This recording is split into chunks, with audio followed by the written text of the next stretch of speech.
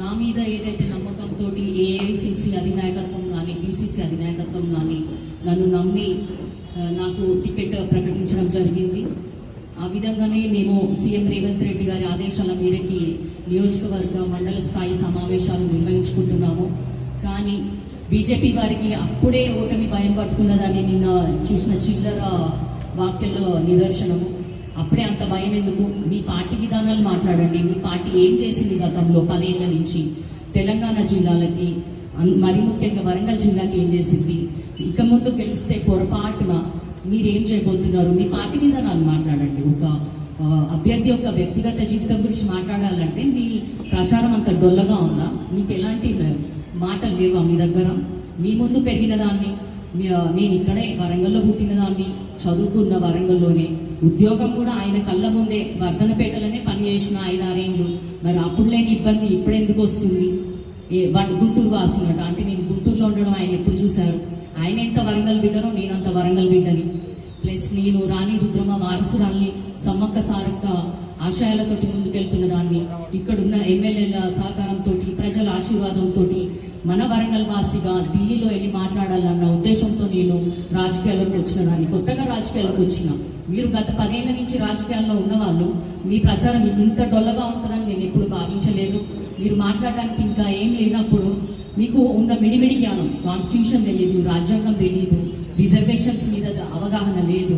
ఏదైతే మనువాదాన్ని ప్రోత్సహిస్తూ ముందుకెళ్తున్న BJP party నుంచి వచ్చిన మీ అధినాయకుడు మోడీ ఏం మాట్లాడితే ఇక్కడున్న మీ నాయకులు కూడా అదే మాట్లాడుతున్నారు. అందుకే మీరు ఆ విధంగా మాట్లాడుతున్నారు. కులము మతము ఎన్ని రోజులు వీటిని అడ్డు పెట్టుకొని మాట్లాడతారు? ముందు జనాలు రామ మందిరం గురించి మాట్లాడేరు, తర్వాత అక్షింతలు పంచేళ్ళు మంచిదే, కానీ అభివృద్ధి ఏం జరుగుతుంది? మీరు ఏం చేస్తున్నారు? ఒక అమ్మాయి, మహిళలకి అసలు రాజకీయాలు చాలా కొత్త, మహిళలు చాలా తక్కువ మంది వస్తున్నారు. ఇంత విధంగా ఆడబిడ్డని, మీ కళ్ళ ముందు పెరిగిన బిడ్డని నేను మా డాడీ చిన్న 94లో ఎమ్మెల్యే అయినప్పుడు 7th క్లాస్లో ఉన్నా, ఆయన ఉన్నాడు. ఆ ఫోటోలు కూడా ఉన్నాయి మా దగ్గర. అట్లాంటి మీ కళ్ళ ముందు పెరిగిన బిడ్డ నేను వరంగల్ వాసిని కాకుండా గుంటూరు వాసిని ఎట్లయినా. ఇంకొకటి, నేను ముస్లింని పెళ్లి చేసుకున్నంత మాత్రాన నా కులం మారుతుంది, మతం మారుతుంది? నేను స్పెషల్ మ్యారేజ్ యాక్ట్ ప్రకారం పెళ్లి చేసుకున్నాను. దాంట్లో ఉన్న రాజ్యాంగం కల్పించిన హక్కు ఏంటంటే ఎవరి రిలీజన్ వాళ్ళు పాటించవచ్చు. ఆ విధంగా నేను ముందుకెళ్తున్న జీవితంలో. కానీ నేను ఎటువంటి వేరే పనులు చేయలేదు.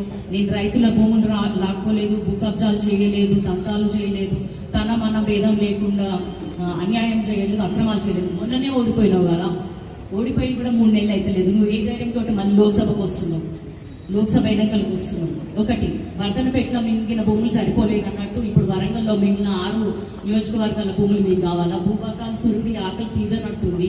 నేను కోరుకునేది ఏంటంటే, భూములు ఉన్నోళ్ళు, ఆస్తులు ఉన్నోళ్ళు జాగ్రత్త, వ్యాపారవేత్తలు జాగ్రత్త.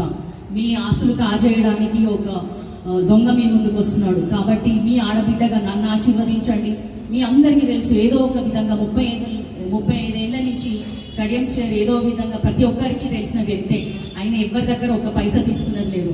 ఇంకొక విషయం ఏంటంటే, మా మీద అవినీతి నిందలు మోపడానికి కూడా ఏం లేదు. కాబట్టి చాలా నీచంగా పర్సనల్ లైఫ్ లోకి వెళ్ళి మాట్లాడుతున్నారు.